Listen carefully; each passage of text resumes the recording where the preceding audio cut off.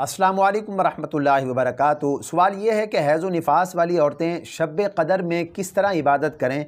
क्या हैज़ व निफास वाली औरतें शब क़दर की रात ज़िक्र व अज़कार कर सकती हैं, नफिल नमाज़ पढ़ सकती हैं, कुरान मजीद की तिलावत कर सकती हैं, दिन का रोज़ा रख सकती हैं या नहीं रख सकती? इस हवाले से शरई तौर पर हुक्म क्या है, आइए आज की इस वीडियो में शब क़दर के मुतालिक ये अहम तरीन मसला हम जानते हैं।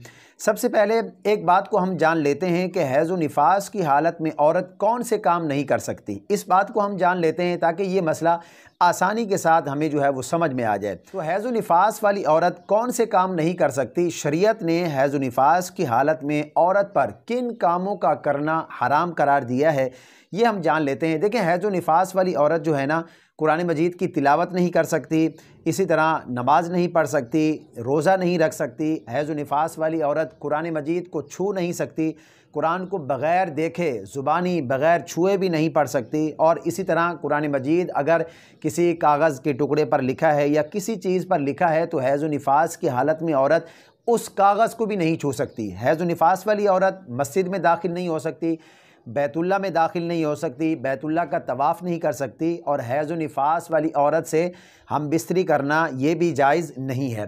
तो ये वो काम है कि शरीयत ने हैज़ व निफास की हालत में औरत को इन कामों के करने से मना फरमाया है।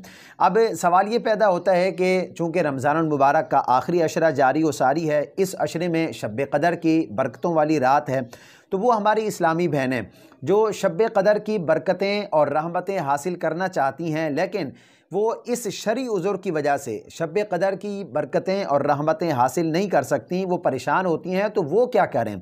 तो उन मेरी इस्लामी बहनों से मेरी गुजारिश है कि आपको परेशान होने की ज़रूरत नहीं है। ये एक फ़ितरती तौर पर अमल है जो अल्लाह अज़्ज़ा वजल की तरफ से है। आप शब क़दर की रात अगर इस उज़ुर में मुब्तला हैं तो आप नमाज नहीं पढ़ सकती, कुरान मजीद की तिलावत नहीं कर सकती, इसी तरह आप जो है वो दिन का रोज़ा नहीं रख सकती। लेकिन अगर आपने शब क़दर की बरकतें हासिल करनी है तो उसका बहुत ही आसान तरीका है। देखें, जब शब क़दर की रात आए तो आप सबसे पहले वज़ू कर लें, बावुज़ू हो जाएं। अब वज़ू करने से आप पाक नहीं होंगी, सिर्फ़ वज़ू की बरकतें आपको हासिल होंगी। आप मुसल्ला बिछाकर बैठ जाएं और उस रात आप कसरत के साथ जो है वो ज़िक्र व अज़कार करना शुरू कर दें। सुबहान अल्लाह, अल्हम्दुलिल्लाह, अल्लाहु अकबर, सुबहान अल्लाहि व बिहम्दिही, सुबहान अल्लाहिल अज़ीम, ये पढ़ना आप शुरू कर दें। कसरत के साथ ज़िक्र व अज़कार करना शुरू कर दें। कुछ वक्त ये कर लें, फिर उसके बाद कुछ टाइम के लिए आप दुरूद पाक पढ़ना शुरू कर दें। कसरत के साथ आप दुरूद पाक पढ़ें। उसके बाद फिर कुछ वक्त के लिए जो शब क़दर की ख़ास दुआएं हैं जो नबी पाक सल्लल्लाहु ताला अलैहि वसल्लम ने हज़रत उम्मुल मोमिनीन को तालीम फ़रमाई, वो दुआएं करना शुरू कर दें। वो कौन सी दुआएं हैं? अल्लाहुम्मा इन्नका अफ़ुव्वुन करीमुन तुहिब्बुल अफ़्वा फ़अफ़ु अन्नी या गफ़ूर।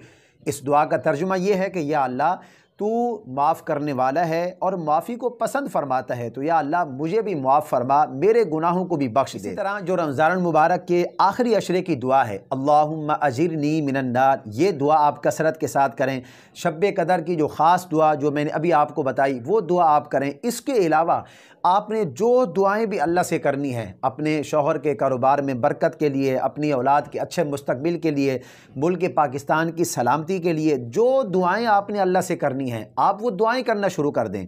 आप नमाज नहीं पढ़ सकती, कुरान की तिलावत नहीं कर सकती, तो क्या हुआ, शरीयत ने आपको इसके अलावा भी बहुत सारे काम बताए हैं। आप ज़िक्र व अज़कार करें, कसरत के साथ दुरूद पाक पढ़ें, दुआएं करें और इस रात की बरकत हासिल करें। उम्मीद करता हूँ ये तमाम तर बातें आपकी समझ में आ गई होंगी। इस क्लिप को सवाब की नीयत से सदका जारिया समझकर अपने दोस्तों के साथ, रिश्तेदारों के साथ ज़्यादा से ज़्यादा जो है वो शेयर कीजिए। वो इस पर अमल करेंगे तो आपको भी इसका सवाब होगा। मुझे अपनी ख़ास दुआओं में ज़रूर याद रखें। अल्लाह पाक हम सबको शब क़दर की बरकतें और अज़मतें नसीब फरमाए।